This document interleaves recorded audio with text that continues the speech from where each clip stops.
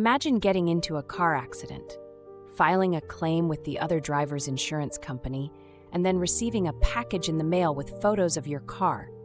Photos taken weeks and months before the accident ever happened.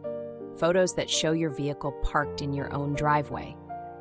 That's exactly what happened to one driver after being rear-ended, and the discovery sent chills down their spine. Were they being watched? Was someone following them? And what does it mean for their claim? Stick around, because what we found out might surprise you just as much as it surprised them. Let's set the scene here, because context matters a lot with a story like this. You're going about your everyday life, driving to work, running errands, parking in your driveway like any normal person does. You have no idea that somewhere out there, an insurance company, or someone working on their behalf, has photographs of your car sitting right in front of your home. No accident has happened yet, no claim has been filed, and yet, somehow, those photos exist. Now fast forward to March 10th. A driver rear-ends your car. It's not your fault. The at-fault driver's insurance company gets involved, they inspect the damage, and they declare your vehicle a total loss. Frustrating, but at least the process is moving forward. Then comes the paperwork, and buried in the documents the insurance company sends over are those photos, time-stamped January and February, 1 full to 2 full months before the accident. For most people, the immediate reaction would be confusion, then maybe unease, then something that starts to feel a lot like fear. Because in today's world, finding out that a company has been photographing your private property, your home, your vehicle, without you knowing, triggers every alarm bell you have. We live in an era where data privacy is constantly in the news, where surveillance feels like it's everywhere, and where ordinary people are right to ask hard questions about who has access to information about them and why. The stakes here are actually pretty significant. On one hand, if this is some kind of shady tactic by an insurance company to build a case against a claimant, that's a serious problem. On the other hand, if there's a perfectly mundane explanation, then someone is needlessly terrified, and their claim might be at risk if they push back on the wrong things. So understanding what's actually going on isn't just about peace of mind. It could affect how this person navigates their entire claim and whether they end up getting what they're rightfully owed. So what actually happened here, and why did this driver end up with months-old photographs of their own car in a claims packet from someone else's insurance company? After the accident on March 10th, the driver did everything right. They reported the incident, cooperated with the investigation, and waited for the other party's insurance to process the total loss determination. The insurer, representing the driver who rear-ended them, assessed the vehicle and agreed it was totaled. So far, textbook stuff. But then those photos arrived. January, February.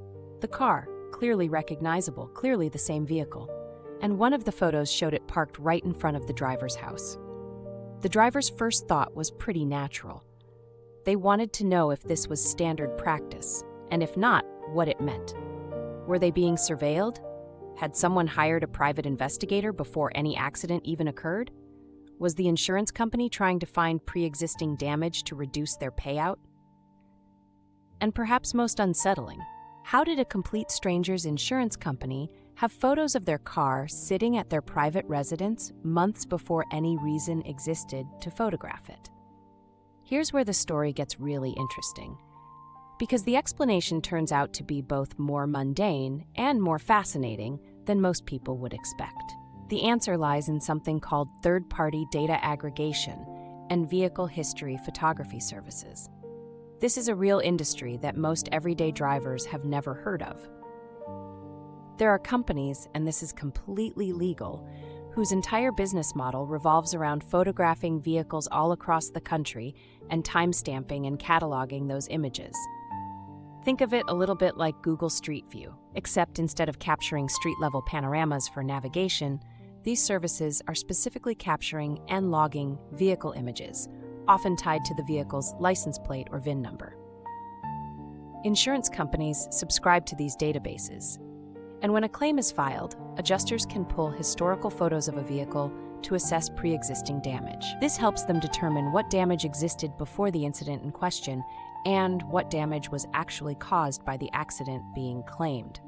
It's a tool designed to prevent insurance fraud, and it has become increasingly common in the industry over the last decade. So those January and February photos, they almost certainly weren't the result of someone deliberately targeting this particular driver. Instead, a third-party vehicle imaging service likely captured the car at some point during routine operations. Maybe a truck or vehicle with mounted cameras drove through the neighborhood, photographed everything in sight, including that car in the driveway, uploaded it to a database, and the insurance adjuster simply pulled the relevant images when the claim came in. The photo in front of the house is unsettling, but it's worth knowing that these imaging services often capture vehicles wherever they happen to be parked, on public streets, in driveways visible from the road, in parking lots.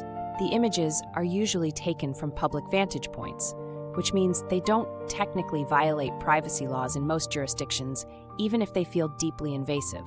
Now, let's be clear.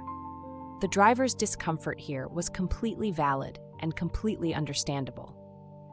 Most people have no idea this industry even exists. We don't consent to having our property photographed and cataloged. We don't receive notifications when our car ends up in one of these databases. And finding out about it through a claims packet from a stranger's insurance company is about the most startling way you could possibly learn that this is happening. But here's the turning point in the story. Once the driver understood what they were actually looking at, the feeling of being watched or targeted largely dissolved.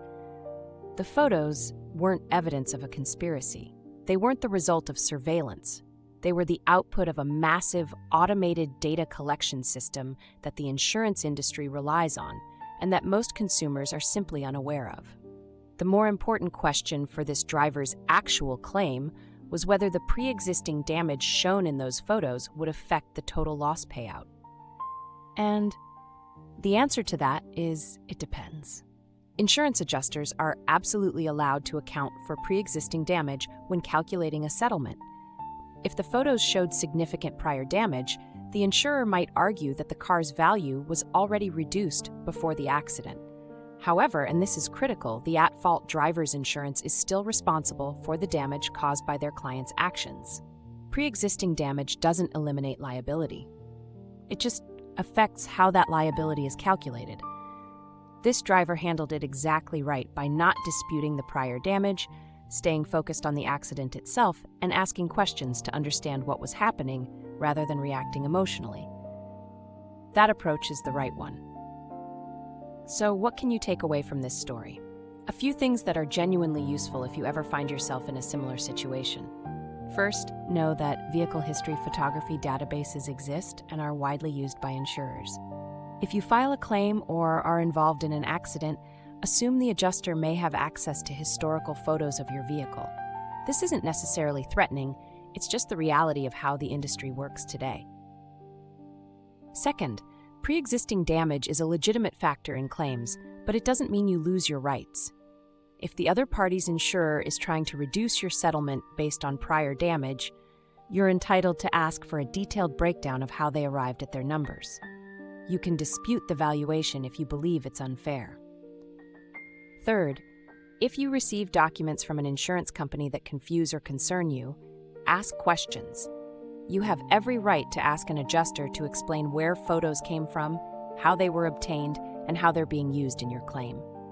Don't sign anything or accept any settlement offer until you understand exactly what you're agreeing to. Fourth, consider consulting with a public adjuster or an attorney who specializes in insurance claims if you feel like you're getting an unfair deal. Insurance companies are businesses, and their adjusters are not on your side, even when they seem helpful. Having someone in your corner who understands the process can make a significant difference in your final outcome. And fifth, this might be the most important one, stay calm. When something unexpected happens in a claims process, the worst thing you can do is panic, make accusations you can't back up, or refuse to cooperate. Ask questions, gather information, and make decisions based on facts. That's exactly what this driver did, and it served them well. If this has ever happened to you, if you've received documents from an insurance company that felt off, discovered information about yourself that seemed like it shouldn't exist, or just felt like the claims process wasn't transparent, you are not alone, and you are not powerless. Understanding how the system works is the first step to navigating it successfully. Drop a comment below if you've had a similar experience or if you have questions about the claims process. We read every comment and we do our best to point people toward the right resources. And if you found this video helpful, please subscribe. We cover real insurance stories, real claim situations, and real lessons that can protect you when things go sideways. Because the more you know before something happens, the better off you'll be when it does.